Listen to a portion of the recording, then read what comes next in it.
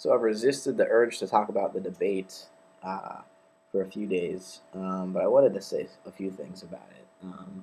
Immediately after the debate on Tuesday, I kind of wanted to say something, but I was just so sick of thinking about politics and politicians that I didn't want to deal with it. I had to go read some poetry to get my mind back into working order. But because when you listen to the debate, the way the English language is just manipulated and you know used for political imagery and emotional arguments is really, it just makes me so it makes me angry and it makes me sad.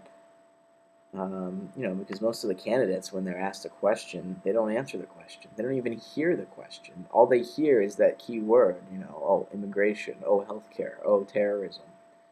And they have a prepackaged, rehearsed response to that issue. The question itself doesn't matter. And a couple times Wolf Blitzer tried to, after they had given their 2-minute answer, he said, well, the question was so-and-so, and you didn't answer it, so could you please try to touch on it? And then they would just repeat what they already said. They always begin by reframing the question, which is basically saying, well, that's nice, whatever you're asking me, but here's what I think about this issue. I'm not saying that's not a valid way to answer a question sometimes, because some questions are framed, but when it's every single question, there's no communication going on, and the candidates up on the stage aren't there to communicate with anybody. They're there to present an image, an identity that the audience is supposed to feel some subjective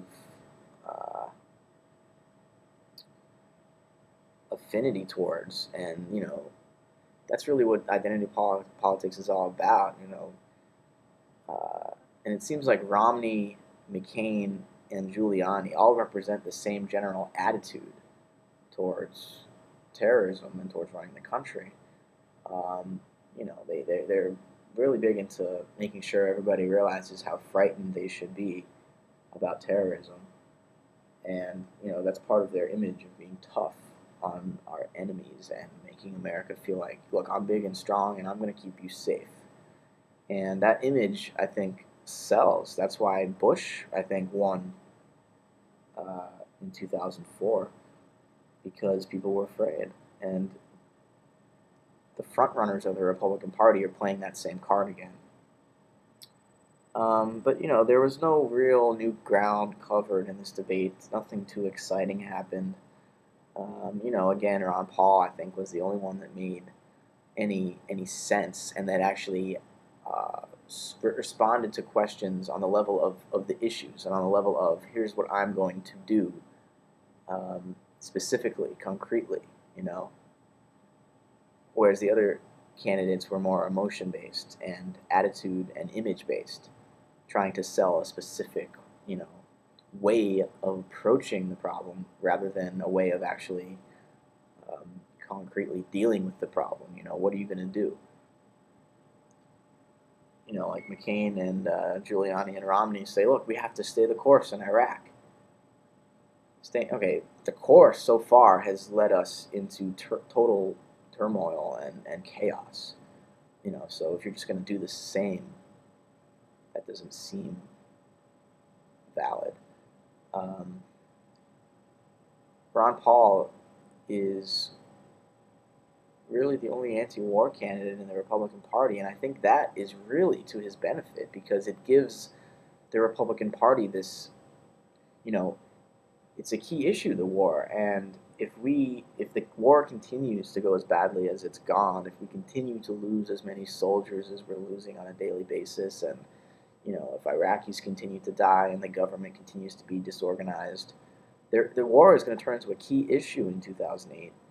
And if Ron Paul is the only Republican against the war and the only Republican who wants to pull out, that's going to give him a lot of momentum, I think. And I think the best question that was asked all night was, what is the biggest moral issue right now in America? Huckabee, of course, said, well, we have to protect the individual. Rudy Giuliani said we have to spread freedom, which really means, that's the neocon philosophy. So he really means spread freedom with war by invading nations that don't want to have the type of capitalistic democracy that we want them to. We will invade them and bomb them until they relent. Um, Brownback, he said the right to life, and we have to protect the principles of America, specifically Christian America. Um, Ron Paul, I think, brought up the best point: preemptive warfare. Never in American history have we gone to war preemptively. Uh, we've never gone to war with a nation that had not threatened us, was no threat to us.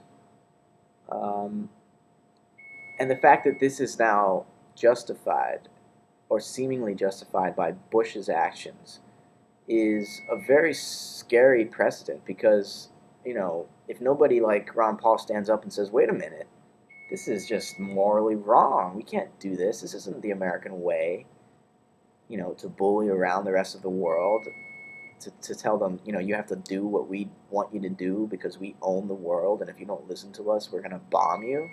That's not the American way. And if we just let this preemption sort of just slide and say, oh, it's nothing new that Bush did really, he was just protecting the country, we're going to end up in Iran, and it's not going to be pretty. Uh, it's really not going to be pretty. Another question was, the candidates were asked, would they use tactical nuclear weapons on Iran? And most of them said yes, basically. Or they said, I can't take that off the table. Ron Paul obviously is totally against that idea. And, it just shows the absurdity and the hypocrisy of our political system right now. If 9 out of 10 Republicans basically can say they support at least the hypothetical use of tactical nuclear weapons against Iran in the event that they were necessary. So what we're basically saying is that to prevent Iran from having nuclear weapons, we will use nuclear weapons on them.